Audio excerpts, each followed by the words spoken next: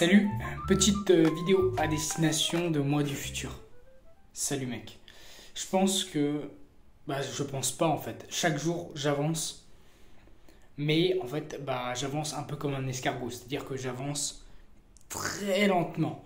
Je pense que ce qui serait intéressant de faire entre toi et moi du présent, toi du futur, moi du présent, ce serait de faire un point. Pourquoi? Parce que j'arrive pas à le faire tout seul. Donc on va le faire tous les deux. Et quand j'aurai besoin, par la suite, d'écouter ça, cette vidéo sera là pour faire le point. Donc, où est-ce que j'en suis? Où commence mon histoire? Le premier souvenir dont je me souvienne vraiment, je devais avoir 3 ans, 4 ans, dans ces eaux-là, quand l'hippocampe, finalement, il finit sa croissance. Et que là, on commence à se souvenir. Donc, vers 3 ans, ces eaux-là. J'allais à l'école primaire. Enfin, à l'école maternelle même, dans un petit village paumé comme ça. En vrai, raconter toute mon histoire, ça va être relou. Bref, il y a eu la première phase. Où j'ai vécu avec ma daronne et mon beau-père, à l'époque, qui nous tapait. Et puis Bart, le chien, qui me coursait. Donc l'époque maternelle, école primaire, à Merle-sur-Loison, petit village, éloigné de tout finalement. Donc ça, c'était la première étape de ma vie. La deuxième étape, ça a été quand ma mère et moi-même, on est partis tout simplement. On a commencé à voyager à droite à gauche. C'est-à-dire que vu que notre père il nous tapait, du coup ma mère et moi, on se barrait en soum-soum de temps en temps. On finissait toujours par revenir, mais on se barrait et on prenait le train. C'était un peu délire de film. Enfin moi, avec ma vision de gauche, j'étais là en mode je captais que dalle en fait. Mais bon, bref, j'ai changé pas mal de fois d'environnement. J'ai vécu dans pas mal de villes différentes à cet âge-là. Donc 3, 4, 5, 6 ans, ces eaux-là. Donc ça, c'était la deuxième phase. En fait, c'était plus ou moins la même. Jusqu'à ce que finalement, il casse vraiment. Et que là, on déménage. Et en fait, on enchaîne les déménagements parce que même sans être avec lui, on partait quand même. On n'arrêtait pas de déménager, d'emménager à droite à gauche. Ça pendant plusieurs années. Donc ça a duré le collège. Lycée, ça n'a pas trop bougé. À la fin du lycée, on a remménagé à Pont-à-Mousson. On est passé de Verdun à Pont-à-Mousson. Mais bref, là j'ai carrément sauté le collège et le lycée. Bref, revenons à l'époque du collège. Donc là, ma mère s'est séparée de mon beau-père. On déménage à droite à gauche. Je fais un collège, j'en fais un autre. En 6e, 5e, c'est là que j'ai commencé la gymnastique en quelque sorte, que j'ai eu un aperçu, parce que j'avais commencé un petit peu, j'aimais bien, je marchais sur les mains, je faisais des trucs sympas, j'avais des bons potes, c'était cool. Bref, les années passent, moitié de 5e, début de 5e, je passe au lycée Barès à Verdun, et là je rencontre des potes qui vont rester là pendant tout le collège et même tout le lycée, avec qui on n'est plus potes aujourd'hui, parce que la vie, juste ça, la vie. Donc du coup le collège, non, c'est pas une époque que j'ai vraiment bien vécu perso. J'étais plutôt avec le groupe social des Cassos. Voilà. Je me faisais pas vraiment victime, mais j'étais l'un des plus petits. Mais malgré tout, quand j'étais gamin, j'étais leader. C'est ce que ma mère me répète, et elle a pas totalement tort. C'est vrai que les gamins ils me suivaient pas mal. Et à croire ce qu'elle me disait, j'avais tendance à être très en mode donner des ordres. En mode vas-y, toi fais ça, ordonner les choses. Ah bon, je suis pas au courant. C'est pas ce dont je me souviens, mais c'est pas grave. Bref, collège, lycée. Lycée, ça change totalement. Parce que au collège, j'avais commencé à m'entraîner au parcours et tout à partir de la 4e.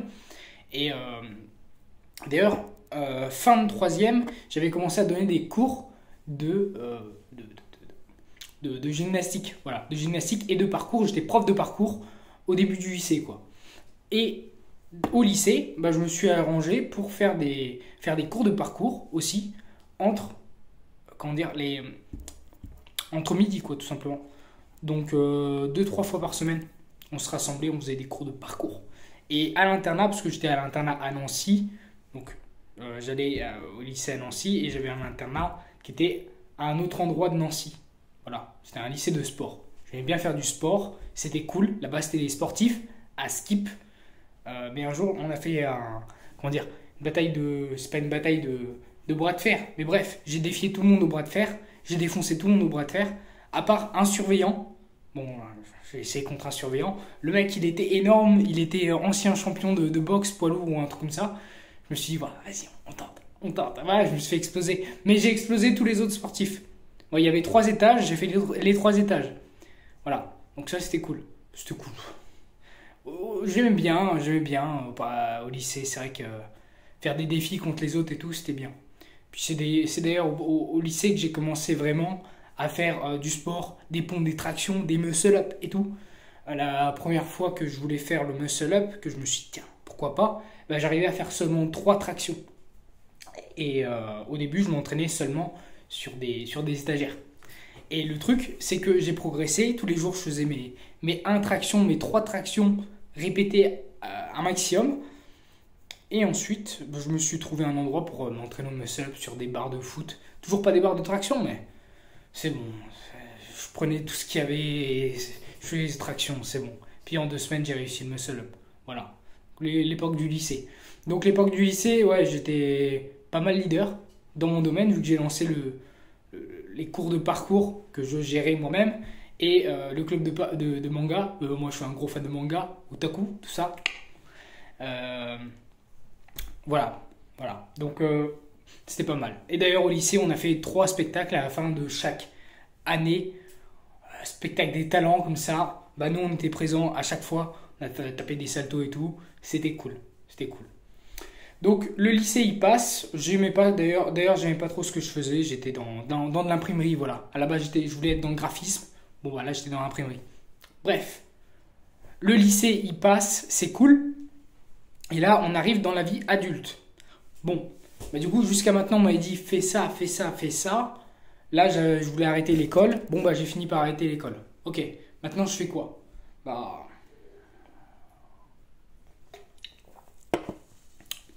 grande question. Je suis un peu perdu dans ma life. On est à Pont-à-Mousson à ce moment-là. Je sais pas trop quoi faire, quoi. Donc je reste là un peu, je vivote et tout. Je passe mon permis très rapidement, ça c'est sûr. En 3 mois, je le passe et je le réussis. Puis entre-temps, je trouve un petit taf comme ça, à l'Action. Donc je commence à faire le nivellement des rayons, tout ça, de mettre correctement les trucs. Et ça me cassait les couilles. J'ai fait ça pendant 3 mois. À ce moment-là, d'ailleurs, ça avait cassé avec ma première copine que j'avais rencontrée à 17 ans, Camille. Que j'avais rencontrée... pendant que j'étais prof de parcours, voilà, prof de gymnastique, prof de parcours, je l'avais rencontré, c'était la fille de la présidente. Donc voilà, on est sortis ensemble. Donc ça casse plus ou moins à la période où je passe mon permis, je trouve mon premier taf et tout ça. Donc ça casse à ce moment-là. Et là, je rencontre une nana, Christina, qui sera ma future fiancée par la suite. Et voilà, donc ça casse. Je me retrouve vite une copine sur Tinder. Et voilà, quoi. Donc ça avance.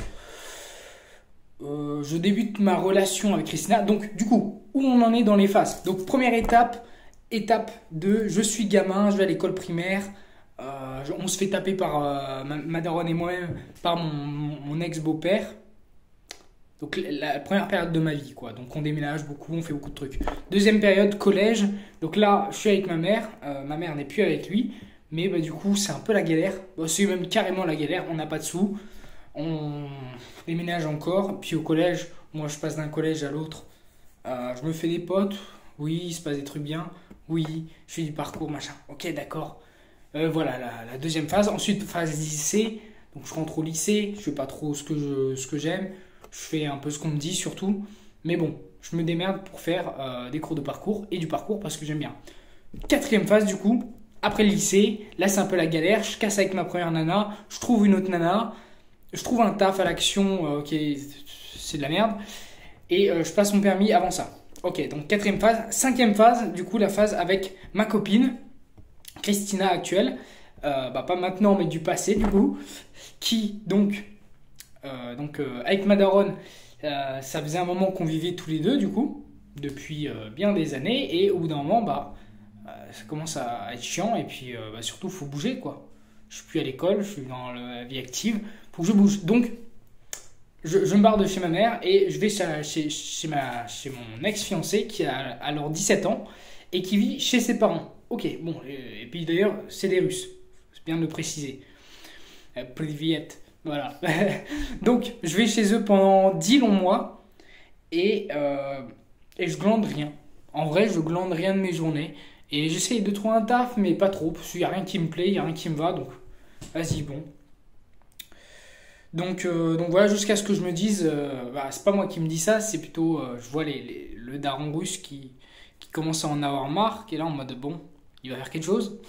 Du coup, moi je me suis dit, dernière solution, on rentre à l'armée. Donc, je fais les papiers, je fais tout ce qu'il faut, et au bout de 10 mois de chez mon ex-copine, là je rentre à l'armée. Voilà, septembre 2019, septembre 2019 ou septembre 2018 peut-être. Bref, je rentre à l'armée. Boum. Là, change de life. Là, je pars pour 6 mois de ramassage intensif, 6 mois de classe. Donc, je fais les 6 mois. Ça se passe pas trop bien.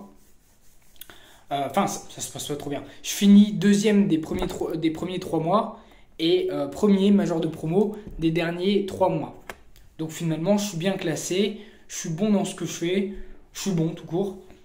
Et donc, je continue, tac, tac, tac, l'armée. J'emménage avec mon ex-fiancé russe dans une maison à la campagne. Une grande baraque. J'avais jamais vécu dans une baraque aussi grande. Mais bon, bref, on se dit, bon, allez, go. En plus, ça coûtait pas cher, campagne, tout. Donc, on y va. Je suis à l'armée à côté. Donc, la vie active, la vie d'un adulte, quoi, finalement. Donc là, je suis dans la 5e phase, ouais. Et donc, la vie se passe. On adopte une malinoise, donc un chien. On a un chat, Pacha. C'est un chat. Voilà. Le chien, il s'appelle Prada. Prada et Pacha. Voilà, dans une maison à la campagne avec mon ex-copine russe, fiancée. Voilà. Et ça se passe comme ça se passe à l'armée, ça va. On fait des terrains, on ramasse un peu. On fait piou-piou-piou sur les gens. Moi, je suis formateur de combat en zone urbaine. Et puis, à côté de ça, 1 an ou 2 après, je deviens tireur de précision de la section.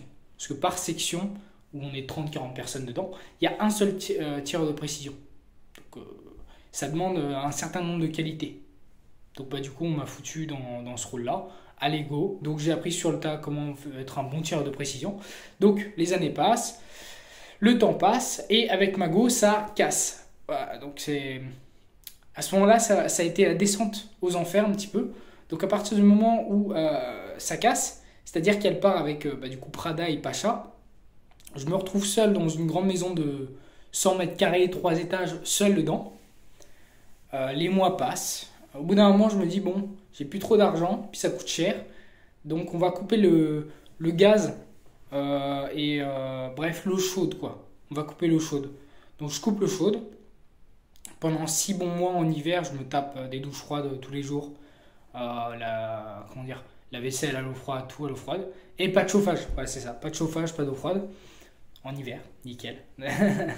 Je continue. Les T1, baisse de morale qui continue. Descente continue.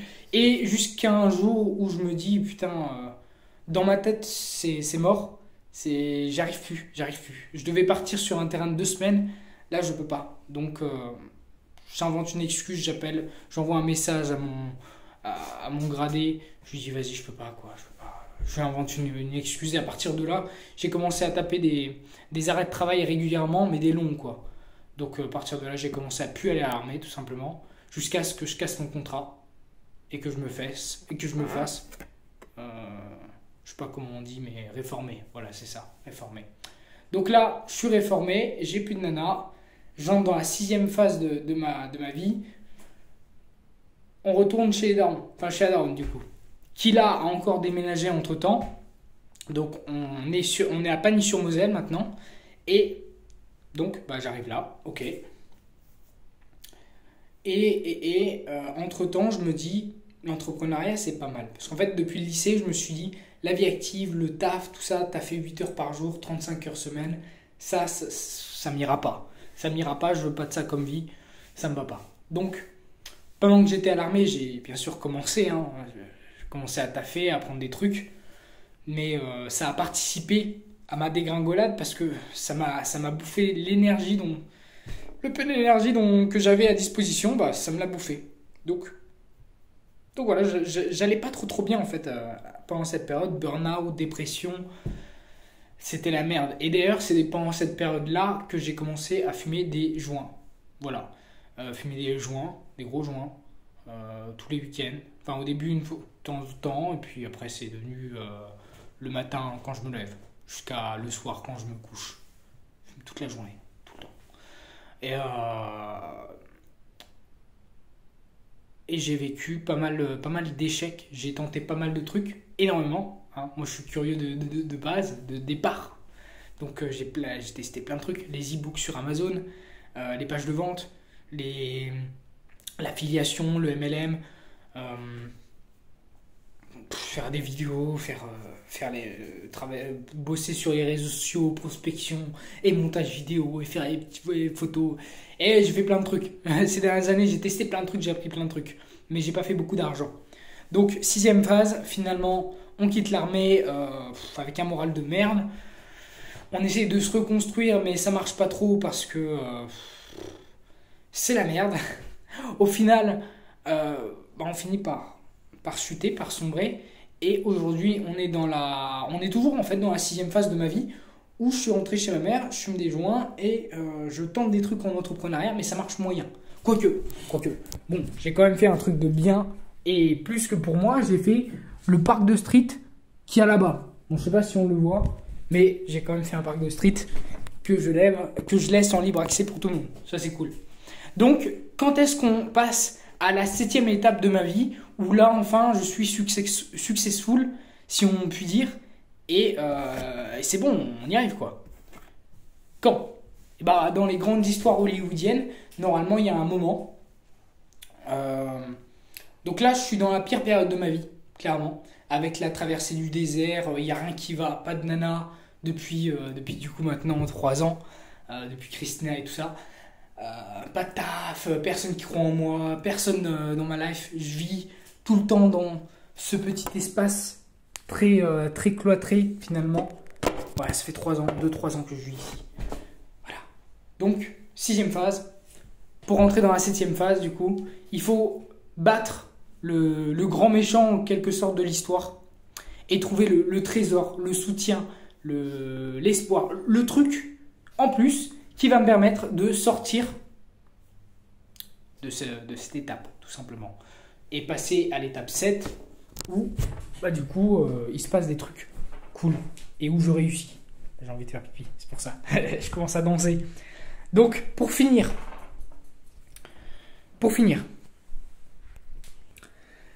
Ah, ça fait du bien.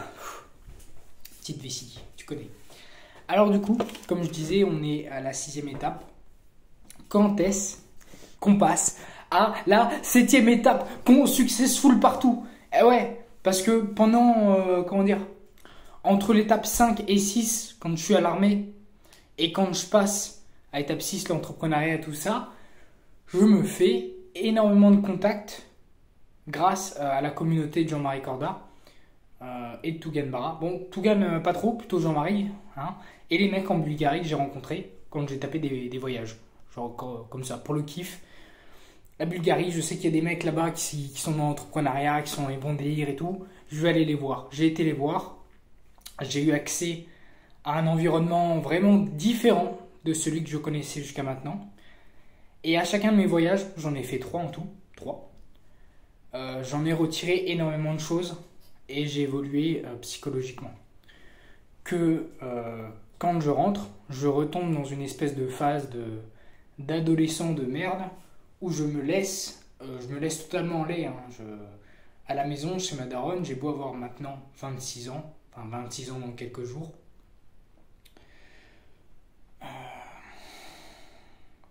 Bien, je ne fais rien. C'est difficile pour moi de faire la vaisselle, de nettoyer, faire mes fringues. Et puis là maintenant j'ai plus de thunes. Donc jusqu'à maintenant j'avais les allocations de Pôle emploi. J'avais de l'argent. Maintenant j'ai plus d'argent. Donc je dois retrouver un boulot. Donc peut-être que la phase 7 ce sera retrouver un boulot.